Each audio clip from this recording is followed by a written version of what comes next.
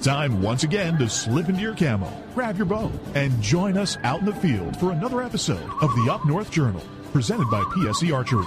The Up North Journal crew is knocked and ready to rock for another exciting adventure. So let's step outside and hit the trail.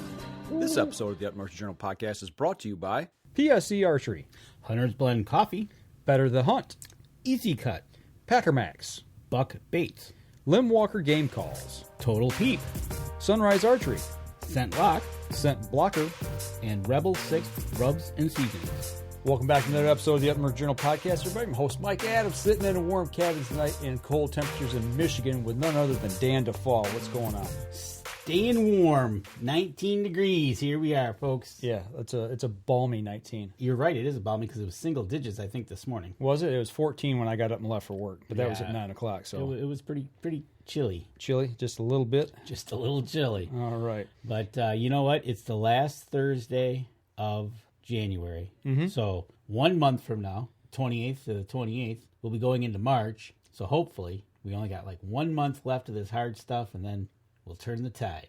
Roll Tide, you say? If you want to roll Tide, you go right ahead. As long as they beat Ohio State, I don't care. Well, let's take care of some business, man. Well, let's do that.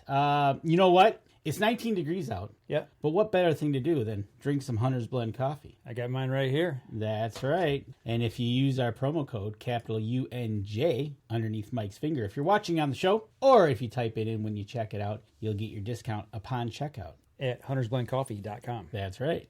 But that's not all. If you go over to our friend and folks at Deer Camp, otherwise known as Buck Baits, check out their website at buckbaits.com. Use the promo code UpNorthJournal.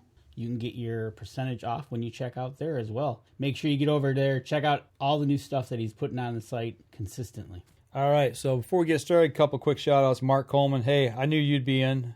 Yeah, let's do this. I'm ready, man. Tammy Delk, hey, boys. Hey, right back at you, Tammy. So, are we ready just to kick this thing off? Let's go to Wyoming. You want to go? I'd like to take a trip to Wyoming. You know, I know we know somebody out there. Right. We got Jim Stephan on. Hey, Jim, what's going on, buddy?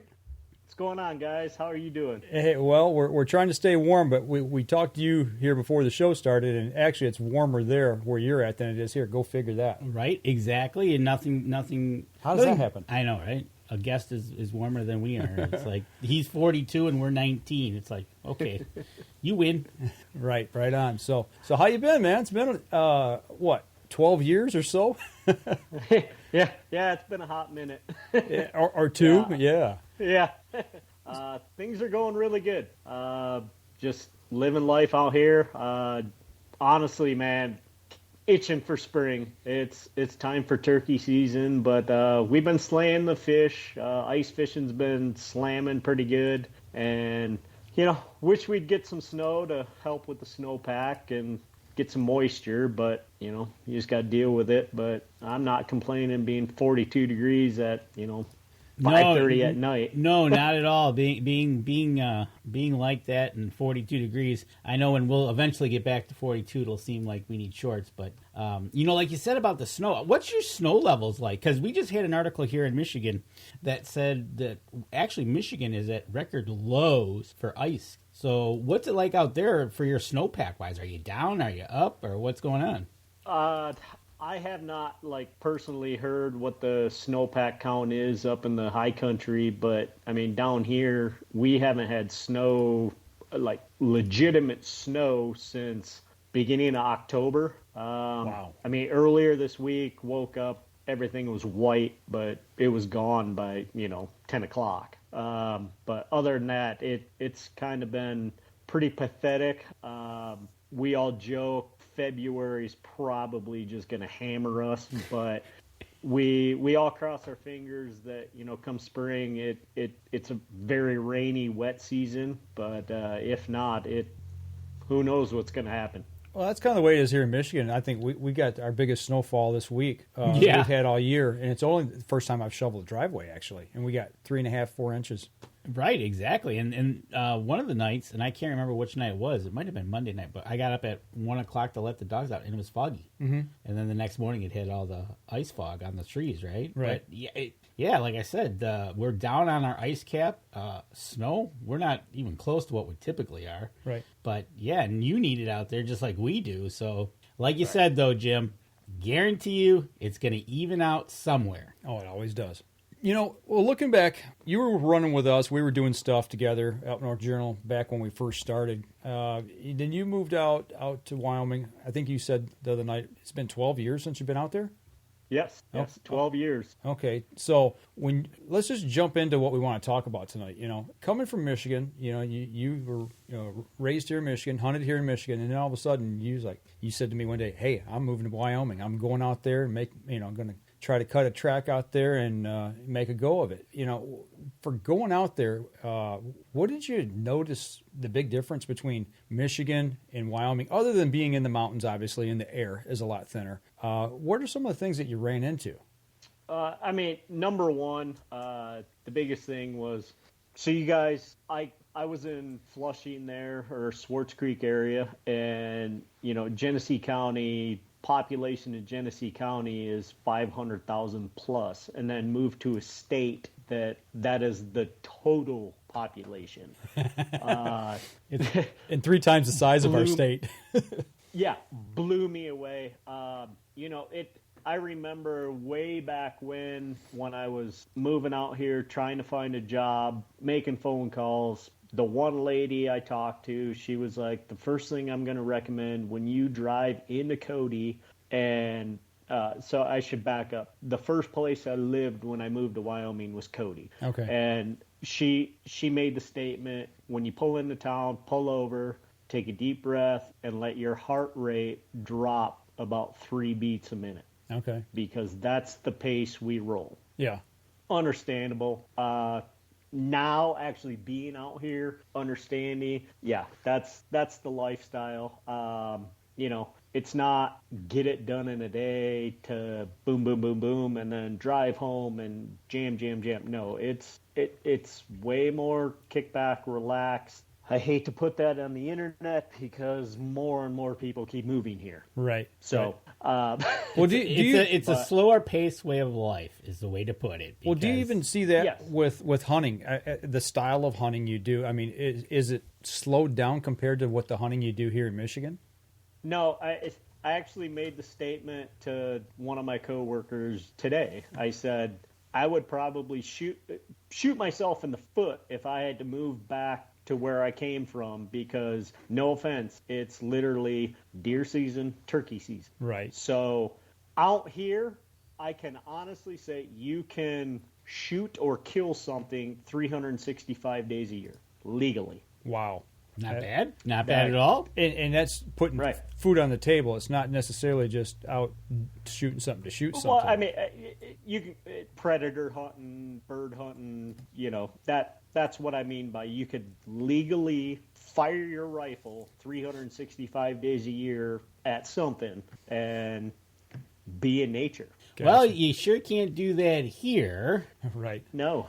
or else you'll get a visit from your local police officer or conservation officer asking, "What are you doing?" Okay, so looking back at that time when you first got there and you got your first license and you went out that first year, let's talk about some of the things that you encountered that you didn't expect. That coming from the Midwest, going out there, it's like, wow, I didn't think about that, or I've got to change that type of gear. You know, just kind of run over a couple things here that might help some people out there that are watching or listening right now. Or did you go in there? Did you go in there thinking, "Well, I'm just going to handle it like I would in Michigan"?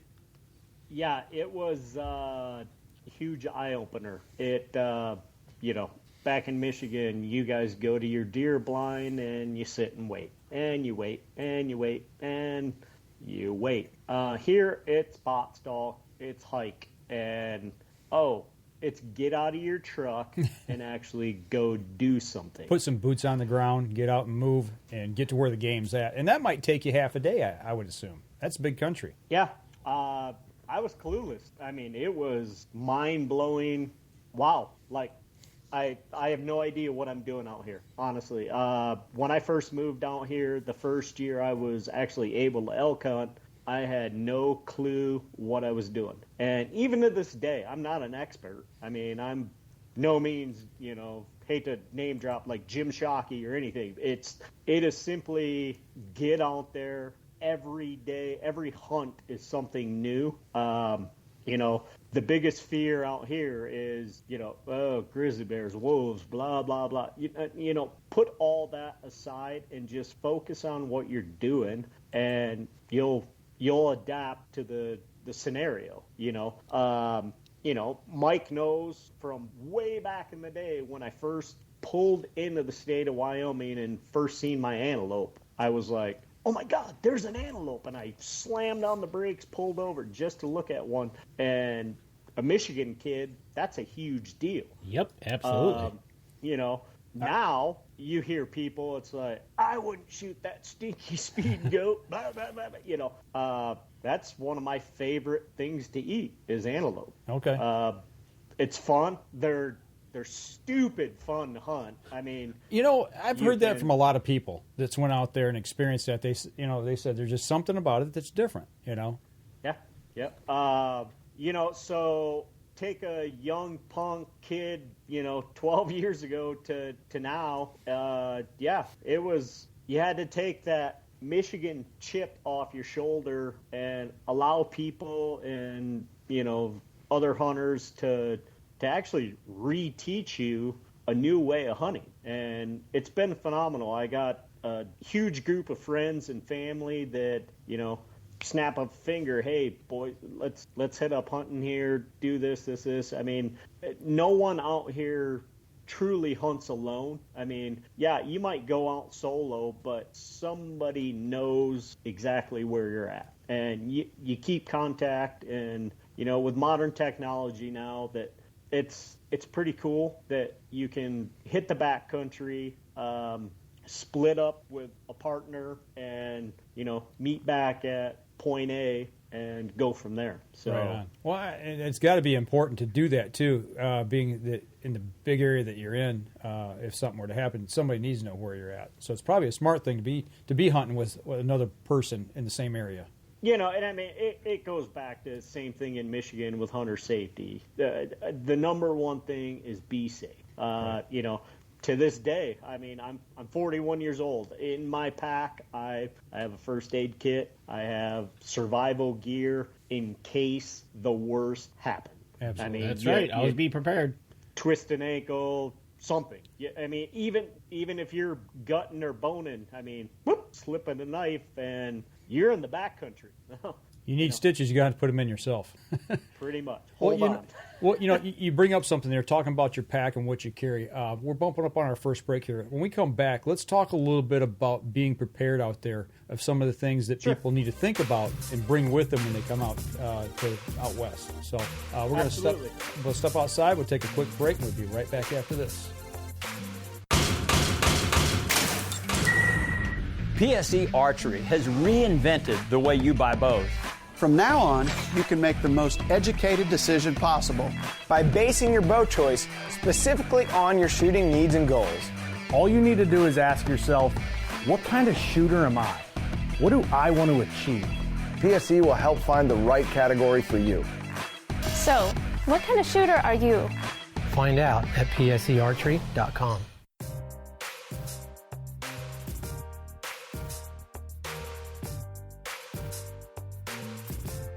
Welcome back. Second segment of the show. And we got a question coming in here in the break. So yeah, from Kyle Sharp. He wants to know, from what you're seeing out there, do you have more crossbow folks or do you have compound folks out west? Probably a lot of rifle, I would imagine. But for the bow hunters, the archery hunters, which do you pay attention to that at all? For the most part, what I'm seeing with guys out here is just, standard compound bow. It all depends on what you're hunting, and truthfully, it depends on your age. Okay, I can see that. again, it's what do you want to carry into the backcountry? I personally, I got out of bow hunting because the prices went ridiculous, and I couldn't keep up with both. Right. You know, me personally, if I was going to go out antelope hunting, yeah, I'd probably use a crossbow. Okay. Simply because I'm used to rifle hunting. But if I could creep up on a bull elk at 20 yards and hear and smell and feel the thunder of his bugle, yeah, I'd be drawing a a recurve. Right on. Archery seasons for me with my work and my schedules and my kids, I just can't work it yet. Gotcha. But I would love to feel that true experience. Spot, stalk, draw 20, 30 yards. I mean, I know modern age now, guys are whacking them at 60 yards. But, absolutely. Just still respect for the animal. The closer you can get, do it. Right on. So, oh, absolutely. It all comes down to what you've practiced and what you're comfortable with. But like you said, having that elk at 20 yards, I go with that. Yeah. Well, you get back to talking about, the guys taking a crossbow. What do you want to take into the high country with you? Getting into that. That's kind of what we want to talk about for this segment. The amount of gear you take, what kind of gear you take, is it weight related and those types of things and the quality of it. Kind of run through some of the things that people maybe from here in the Midwest that want to plan a trip have never been out west. What are some of the things they need to be looking at and thinking about when they come out there as far as gear goes? Okay, so first and foremost, I'll just put it out here. Being in Wyoming, for a non-resident, you guys got to have your tags in by February 2nd. Next week? No. Next Tuesday? No, actually, just kidding. February 1st. Oh, okay. I see what you did there. Yeah. But so February 1st for non-residents on big game hunting. So that's antelope, elk, deer. So this year's probably out for people that are thinking about it. If they haven't done it. But you got a couple days. But the plan-aheaders that have already done it that could be listening, if you're fortunate to draw, congratulations. Wish you the best. Number one thing I gotta stress to people is coming from Michigan and then coming to Wyoming, or even if you're going to Idaho, Montana, Colorado, elevation, huge. So I work out, I guess you could say 365 days a year. I mean, I continually to do it. I mean, I work out 5 days a week. I take 2 days rest. The thing is, keep your cardio, yada, yada, yada. I mean, the bottom line, you'll read on the internet, you'll see it on posts, T-shirts, stickers. You're not mountain tough until you're in the mountain. Right. And the mountain will always beat you. I promise you that. Unless you have horses or a guide or whatever. But I understand that. We were out in 08, man, and it kicked my butt. I mean, it slammed me. So, I respect you guys that are out there. Yeah. So, hey, Michigan resident, you drew your elk tag, you hook up with an outfitter, or however you guys plan to do it. The number one thing I would recommend is as soon as you draw your tag, you don't have to join a gym or anything. I mean, I strictly work out in my basement with minimal stuff. But just get out, start walking, walk. Walk with a pack? Start out walking, and then there's two things besides your rifle and everything. I mean, the essentials, but two main things you're going to need out here is going to be a good pair of boots and a decent pack. Unless you're with an outfitter with horses and everything, you guys aren't packing anything. But when it comes to boots, there's a bazillion things out there. Everybody can get on Facebook or internet, research what you need to do. I like what I wear. I'm not going to name drop anything, but mine are comfy. It took me 6 months to break them in. So don't come out there with a brand new pair of boots. No, do not. Don't think you're Walmart hikers are going to make it out here. No, they're not. You're going to hate yourself. You're going to kill yourself. Invest in the money. Get a good pair of boots. When it comes to a pack, if you're with an outfitter or not with an outfitter, depending on your hunt, invest in a good, durable pack that's going to hold the weight on your upper back, upper shoulder area. You don't want anything weighting you down. You're going to kill yourself. You're going to hate it. It's going to be miserable. One thing I want to stress to anybody coming out here antelope hunting, it doesn't matter if you're with a guide or, Joe Blow with his ranch, and you pay X amount to go out and shoot an antelope. You drop an antelope, number one thing, get the hide off. Get it cooled off. This is coming from a taxidermist, and anybody that's ever antelope hunted knows, one, you can't drag it because the hide will just shred nothing. But get the hide off, because the longer it sits, it releases a little bit of endorphins into the meat. Okay. And that's where everybody, I'm not eating that stinky goat. Because they taste like what. Right. Like I said, antelope, you wouldn't know the difference between antelope, elk, deer, in my opinion. Besides texture. But get the hide off, get it cooled down, get it in the freezer as fast as you can. I mean, everybody out here knows antelope season, it's 80, 90 degrees, 100 degrees. But back to the main subject, a good durable pack. Don't buy something in your region. There is other companies out there specifically designed for mountain hunting. Cabela's, they make some decent stuff. It's durable, it's good. Long term, that my opinion, it didn't last. So I've upgraded to some pretty expensive gear, but that's my lifestyle.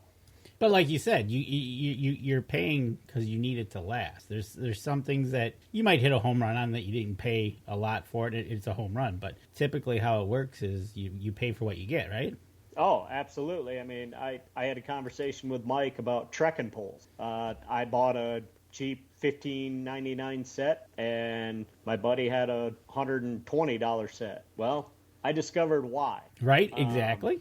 Yep. That is another thing I would recommend is one pole or a stick or something. You guys aren't going to realize until you have that weight on you and you're walking down that hill or mountain how stable it helps you, because you have something to stick in the ground or climb up with as you're going. Right. And the other thing I like to tell guys is you get to, from Michigan to Wyoming or Colorado or Idaho, no matter where you're at, try to plan to get ahead of your hunt at least 3 days before. Get acclimated to the weather, the elevation, and don't the first night you're going to get in town, you're going to want to celebrate, go have a good dinner, drink some beers, whatever, but try to stay away from the booze or whatever until your hunt's done, because that's just going to kill you in the high country. Right. We got that. A question, speaking of that, a question coming out there from Charles Byram, who's in Iowa. His question is, does a non-resident still need to hunt with a resident or a guide on public land in Wyoming? So if you're coming out here to hunt, so let's just use deer for an example. If you draw a deer tag in the state of Wyoming, you actually either have to have a guide, so let's say Mike or you, Dan, draw a deer tag and you come out here. So I would go down to Game and Fish and get what's called a resident guide license. And that would allow me to take you guys into the wilderness. Now, if you're not hunting wilderness, you do not need a guide or a resident to take you. Okay. But, do your research. I will name drop on this. Onyx Hunt Maps, download it. Right, exactly. Well, that's another thing you can use. You can use base maps. You can use Onyx.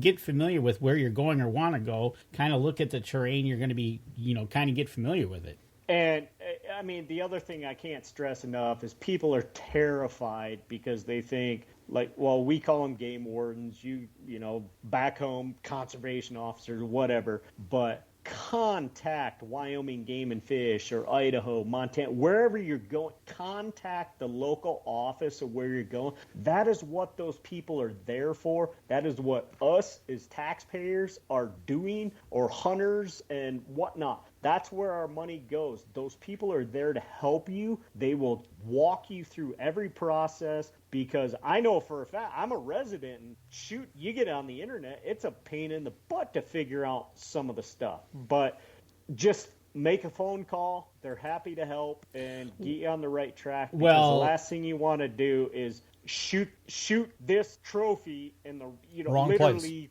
wrong place, and here's your fine, and bye-bye. And I'm sure, like you just said, they are more willing to help you than needing to drag you out. Exactly. So it is in their best interest to help you. It makes perfectly sense, and don't be afraid of them. There's also understanding the easements that go along with it out there. What was that? Easements. Easements? Yes. Yeah, I mean, there's public, private, there's hunter management areas, there's walk-in areas. I mean, there's so many different public, but they're private, that allow you to hunt. And it's simply print off a form off the internet and you're good to go. Gotcha. But you got to make sure you got the right form printed out. Absolutely. Once again, ask your COs. Right? What do I need? What do I need to print out? Yeah. Do you have morel mushrooms out there? Yes, we do. There you go. Mark Coleman, get your morel mushroom bag and get you a walking stick and some good boots. Hit the high country. Tim Sias well, said, I'm not going to tell you where they're at. Well, no, don't give it away. Make them go look for it. Got to make them look. Right? Got to hunt for them. Tim Sias, owner of Lim Walker Game Calls, proud supporter of Up North Journal. He always wanted to go to Wyoming to kill a turkey around Devil's Tower so he can get a picture of it in the background. That's the guy that you need to get on his show and talk turkeys. I know, Jim, you showed me some of the artwork that you've acquired before the show started. Tim, that's listening right now, Tim, this guy here is nothing but just dead-on turkey hunter. He loves the turkey hunt. So yeah. Die-hard turkey. Die-hard right onto his body. Right. Yeah. So, yeah.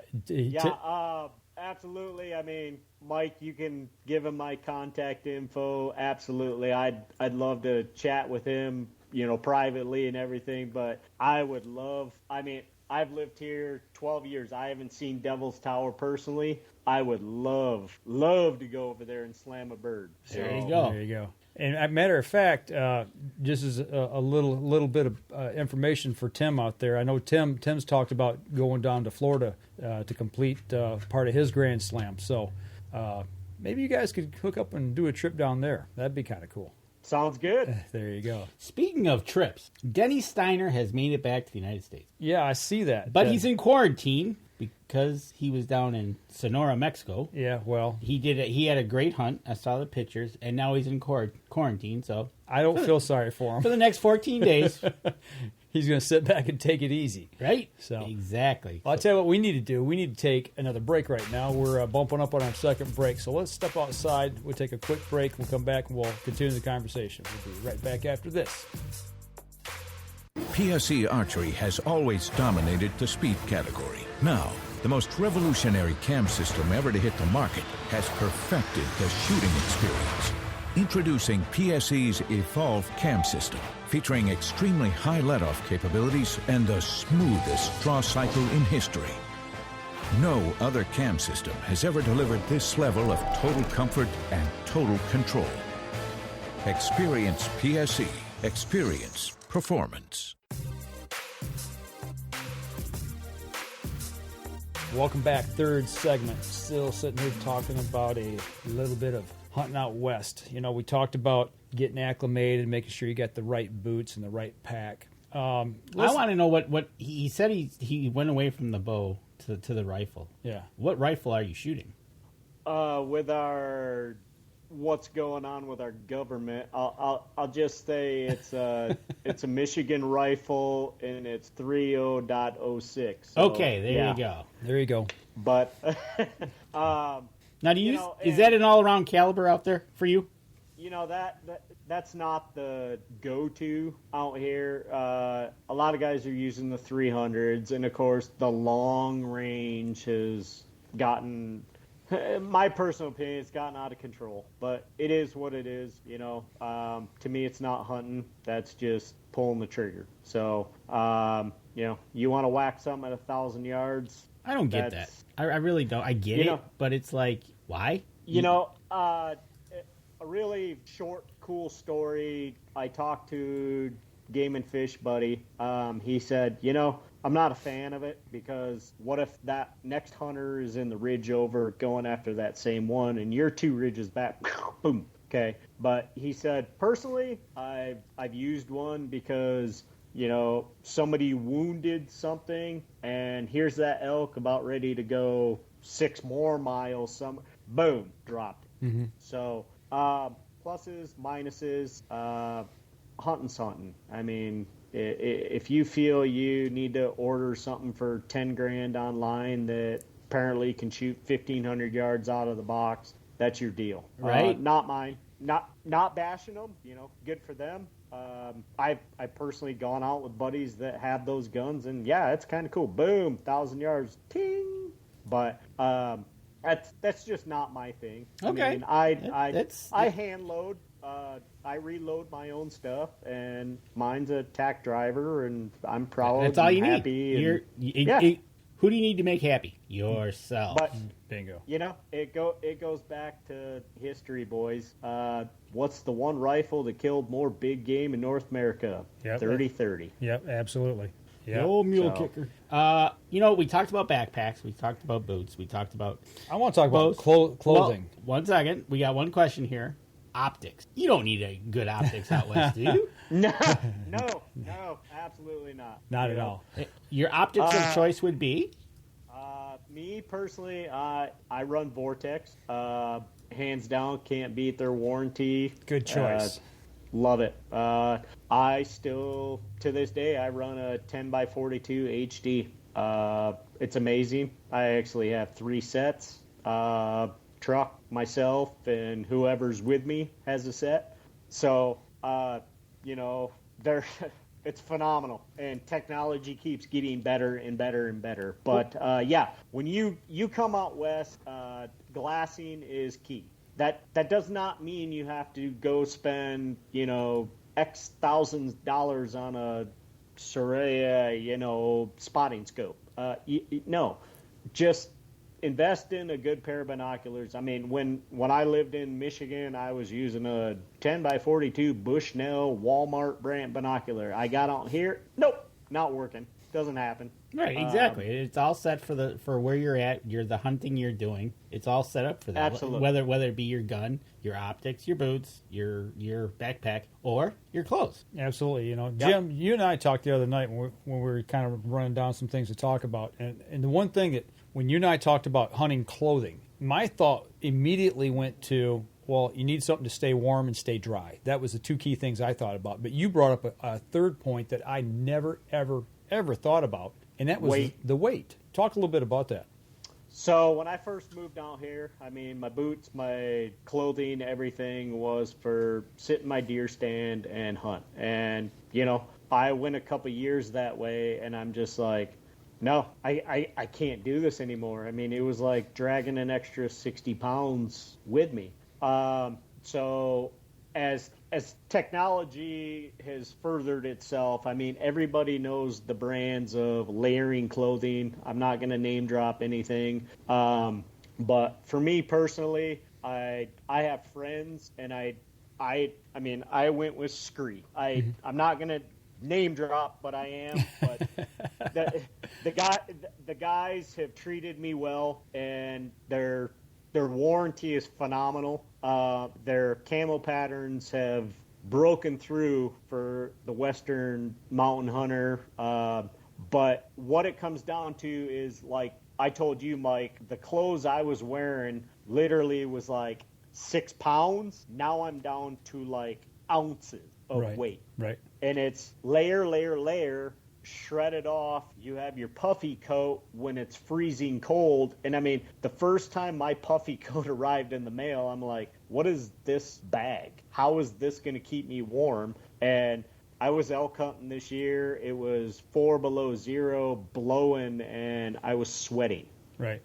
But I mean, it starts with a good merino wool base layer, and then it's comfort, and go up from there. Socks are a factor out here. You don't wear the big wool sock. I mean, you just sweat and then you get blisters and so on and so forth. I mean, it's all merino wool, breathable stuff. A lot of people don't know, but like Fit makes a killer hiking sock. Even for you guys back there, snowshoeing or just even out ice fishing, it's really sweet because they don't have any seams in their socks, so nothing bunches in your boots or anything. They're just super comfy. But back to the main source of like clothing, it's base layer. And it literally comes down to ounces when you have all that in your pack to get to camp and make whether it's a weekend, a day hunt, or 10 days. You also got to remember you're probably carrying out a couple 100 pounds of meat too. So that's the goal. That's what you're there for. And number one thing, eat healthy, eat right. I mean, if you can shred some pounds, do it. I mean, when I moved out here, I was so out of shape, overweight. I thought I was good. I mean, I'm in Mike's boat. I mean, I've lost 61 pounds. I mean, I feel like I'm 20 years old again, and it's mind blowing. It changes your life. It does. I mean, it is a whole lifestyle change of eating right to staying focused on working out, yet getting out and doing something. It doesn't mean crank weights or anything. It's cardio. It's eating right. It's being active. Absolutely. I mean, I still love my ice cream and Oreos, but it comes in moderation. That's all good, fine and dandy. Absolutely. You're not going to sit there with the whole bag of Oreos and count them down, right? Well, I don't know. Yeah. I would, but maybe once a year. Right? But hey, time out. I mean, Thanksgiving, Christmas. It's okay. We get that. Denny Steiner says. Bow hunting is what those animals were made for. Says the guy who shot an elk at 103 yards. Something like that. Yeah. Yeah, that's a good story. With a bow. Yeah. So, says that guy. Right. But yeah, so like you said, so you're going to go out west. You got to take the time to get your license, do your homework, pay attention to where you're going. Like you said, be prepared for everything. And start figuring out whether it be your boots, your gun, or your bow. Socks, base layers, clothing. And like you said, if you're going to be there for a weekend, a week, it's all sometimes got to be on your back. Well, don't forget, too, when you go out like that, like Jim's saying, when you go out, and if you're out there for a week or even a weekend, you're carrying food, you're carrying water that's got to go with you, and other gear.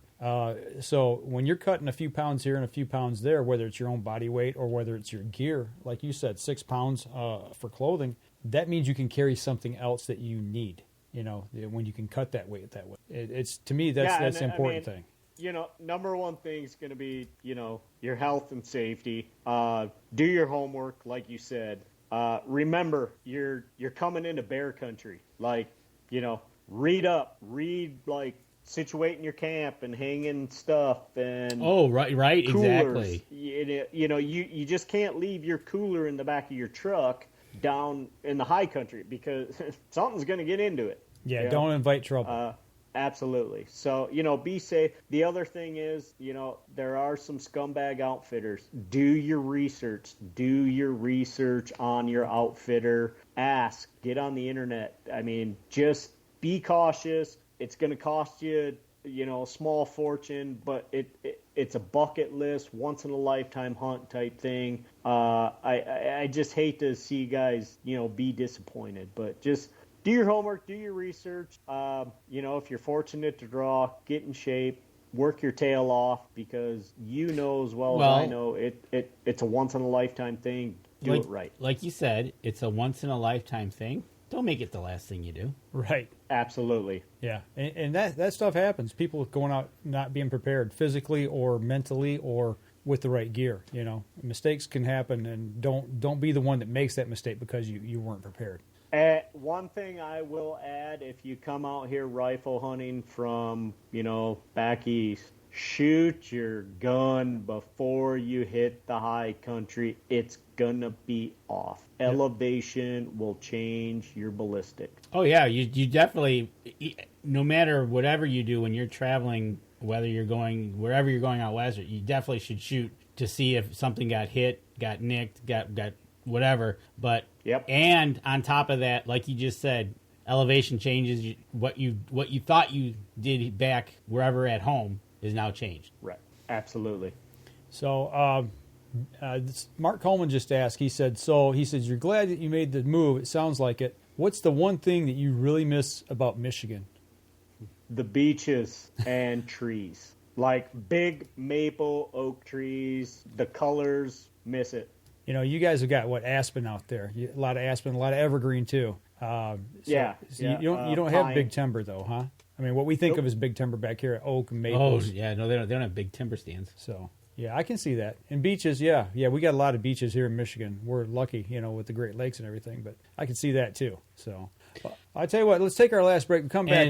And I stand corrected on my Denny Steiner. I'm sorry, it wasn't 103 yards, but it was only 100 yards. It was 100 yards. Shot the elk. He just corrected you. I see that. Corrected me. And by the way, he says he's 70, and it's no picnic going out there. Oh no. The older you get, the harder it gets. Right. So. All right, well, I'll tell you what, let's take our last break and come back. I want to touch base on another thing that you and I had talked about briefly when we come back, and I'll refresh your memory when we do. And I would be amiss if I didn't remember the questions. All right, we're going to step outside. We'll be right back after this.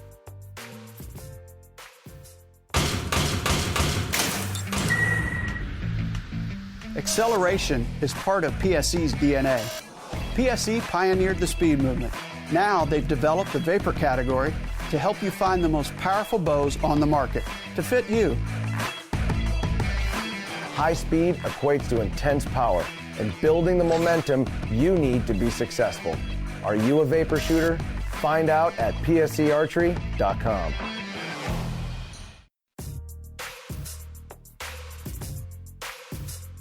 Welcome back. Last segment of the show. We talked about a lot. We covered a lot of just the basics tonight. And that's kind of what we wanted to talk about was the basics. We didn't want to do any deep dives right now. Actually, Jim, you and I talked about this. At some point, we're going to want to get you back on and pick specific subjects and do those deeper dives for these guys that might be planning these trips. But the other night, sure. You and I, we talked a little bit about safety. We were talking about camping and those types of things. But the one thing, and you sent me a picture on it, and I do, not a deep dive, but I just want to, let me throw the picture up here before we even go to it. And people are going to say, what? But it's just this nice little device. It's called a Jetboil. And, I've heard people talk about them. I know what they are. And I understand why these are important for guys that are going into the high country. Talk a little bit about what they are and why they're so important. That's first thing that goes in my pack besides my licenses. That thing is a lifesaver when it comes to, I use a Sawyer straw to filter my water and everything, but sometimes it can freeze or break or malfunction. Here, instantly, boom, you're boiling a handful of snow or, stream water. It doesn't matter, but, you get to hiking around in the high country and, kill something or you don't, and you get back to camp. And first thing you want to do is get your boots off and get something warm in your belly. And, there's a bazillion different ready-to-eat meals. Just add water, but just the fact you can flip, the thing weighs minimal ounces. It's in your pack, and you have a high-calorie, nutritious meal in your stomach. You can brew a cup of coffee in the morning if you need to. Simple things to first aid. You have hot water to clean something, of that nature. But you can get on the internet and see the what you can do with a Jetboil is phenomenal. I mean, I think one of the pictures I sent you, that was years ago, but I was heating up a bottle while we were camping for my daughter. Mm-hmm.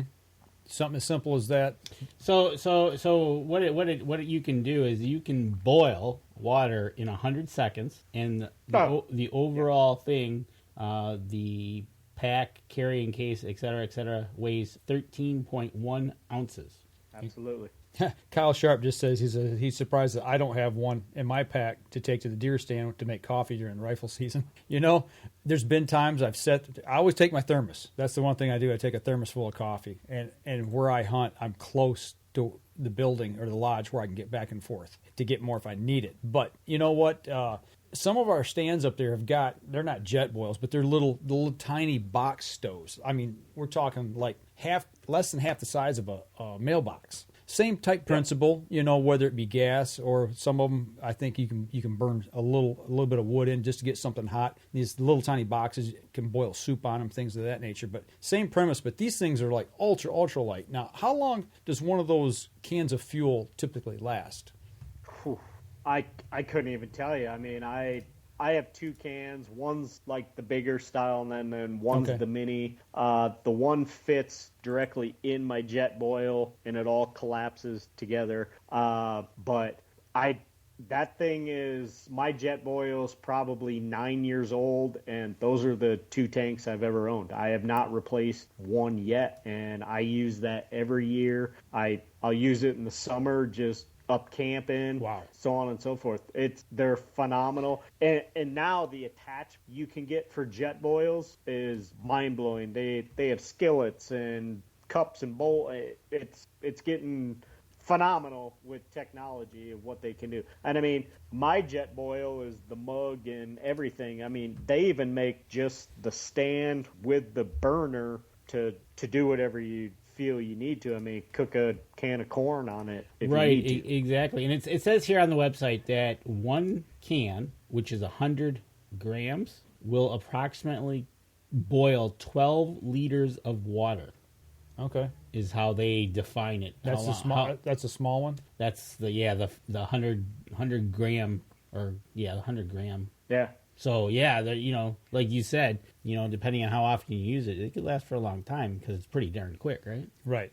Yep. That makes sense. But it just seems that is the one piece of gear that maybe people here in the Midwest that was going out there for the first time might not think about, you know, if they're going to be out there for a while. You know, because, you know, you typically think, hey, I'm going to go out, I'm going to, you know, build a base camp out there and stay for, you know, a week, 10 days, what have you, and you're thinking campfire or whatever. You know, well, if you get into a situation where you need something quick, you know, that's one sure way to make it happen. Yep, like I said, it's a warm meal in your belly. One good question from Mark Coleman is, out there, how good is your cell phone? Or should you have a watch with you for the shooting hours or whatever you need? What's the cell phone coverage out there? Because everybody's like, oh, I use my cell phone. Mm-hmm. But what's it like out there? It's hit or miss. I mean, depending if you have Verizon or AT&T. You know, I have my cell phone on me. Usually it's on airplane mode just to save battery. I have a fold-out solar panel for plug-in use, you know, to flashlights, headlamps, everything. But for the most part, you know, I'm hunting. Not busy. My phone's not there. A few of my friends have gone to I think it's like Spot On or what. It's a little GPS, a lot of snowmobilers use it. Instantly push a button. You can send a text via satellite or connect to search and rescue or whatever. Oh, okay. I've never gotten into that because, one, I don't solo hunt. I'm always with somebody or they know where I'm at. So if I don't check in by B, it's either I got something and they're going to come look for me, or something happened and they're going to come look for me. Right. So, I mean, there's, you know, wives, girlfriends, you get up on that mountain, yeah, you're going to get service. But, you know, there's been times I look down and it's like, holy crap, I have service, and you're like in this ravine. But right. You can be driving down the highway and boop, drop call. So It's hit or miss, but like I said, for the most part, when I'm hunting, that thing's like in my pack, and hopefully there's enough battery to take a picture. Right, exactly. And you said for your water filtration, you were using the Sawyer straw, right? Yep. Okay, cool. Why that one and not something else? What do you like about that one? I honestly got on and just reviewed elk forums, hunting forums, and that was like the go-to one. There was plus and minuses of different ones, but for me, it's worked well. The number one thing, don't let it freeze. Yeah, if you got water, that would be bad. If you're trying to get water, you don't want them to freeze. Right. Oh, that's good stuff. So we're in our last segment. Yeah, you got enough time. We got about just enough time. All right, because I would be amiss and get yelled at if I don't ask you our typical questions that we ask all our interviewers at the end of our show. So we're going to hit you up with our questions. You ready? It's Sounds easy. good. It's easy stuff. It's good, fun stuff. So That's right. We won't throw you under the bus. And it works out really well because the first thing I'm going to ask you is, you are driving out to your spot, wherever you're going to go hunting, glassing, whatever you're going to be doing out in the outdoors. First thing you're going to do is you're going to turn on something. What are you going to listen to on the radio? Well, out here, we're selective radio, so I have XM. What station? And the highway. All right. Just go down one more to Prime Country and you're good. It's okay. It's all right. Just back up one station. You're all right. Okay, you're jamming to the highway on XM or Sirius. You're driving along, and all of a sudden, you got to have a snack in the truck or something, or in your backpack. What's your favorite snack? Your go-to snack that you would have either in your truck or in your backpack? Typically, like in my pack, I mean, it'll be granola bars or apples. But probably one of my go-tos is sardines. Anything light, simple, easy. It's kid friendly, but lip filler. Yeah, I got you. Kind of craves your appetite. The guy talks about bad habit. The guy talks about bears, and he's having sardine. Yeah, there you go. What's wrong with that equation? Not gonna lie, that just buried under a rock. There you go. There you go. All right. So, another question. Mike and Dan are going to come out and visit you. You're going to make us what you consider your favorite meal. What meal are you going to make Mike and Dan for dinner? Wild game. Well, so like I told Mike, I haven't had like store-bought beef in probably 8 years now. So my freezers are full of wild game. We would probably do the old school at-home Midwest recipe, and that's going to be take some elk loins, roll them in some seasoned flour, and get the Fry Daddy skillet out and do some mushroom onions, and then fry them up. I call them fried elk loins or deer loins or however venison, but I don't eat potatoes anymore. Just watch my carbs and whatnot, but it's you guys visiting. We'll probably do some raw frieds and a veggie and have at her. All right, I like that. Sounds good to me. Right, exactly. So, last question. We've had a great meal. We're sitting around the bonfire. You're going to tell us a story that really hits you that you want to tell us, whether it be from a long time ago or it just happened. But what would be your story that you're going to tell Mike and Dan about? Something that memory or whatever. Probably the coolest memory one I got was slamming my first double bearded turkey with the kids in the car. Wow. I know it sounds horrible, but we were actually driving out to turkey hunt, and the kids were sleeping in the car, and I look over out in the field, here's this strutting gobbler, and I was like, oh, stop the van. Is that the picture you sent me? Was it both kids standing side by side? One sitting on bird? one sitting on the ground and one sitting on your lap. No, that was my second double bearded one. Okay. But so I had her back up so I could, one, get my gun out and then kind of sneak up and crawl. And she was like, well, I'd like to get the girls up and everything. And before I knew, boom! Well, they both woke up and they come running out and, you know, Daddy got a bird. And I mean, my kids, I should send you some videos of, I mean, my 2-year-old blowing through an elk call. My 4-year-old can bugle turkey call. I mean, they just love it. But family stories, it just, I mean, I could go on for hours hunting stories to tell you guys. I mean, bear encounters, but I mean, that was my one true favorite, having both my girls out there killing a bird. Well, I am glad that you got one not with the van, but outside the van, because a friend of mine, my friend of mine got a turkey with his car, and it only cost him about $5,000. Wow. Flying bowling balls. Right? No kidding. Yeah, exactly. And so that is awesome. Your first double beard, awesome. Well, there's one other question down here that I saw that we didn't ask pertaining to the outdoors. I kind of backtrack just a little bit because actually this is something you and I had touched on briefly the other night. Shed hunting. One of the guys was asking, is it legal for people out of state come out there and shed hunt and pick them up, and can you sell them, or are you not allowed to sell them? I personally, I don't know the whole regs on a non-resident coming out here. I don't even want to say yes or no because I don't want to put my foot in my mouth. Yeah.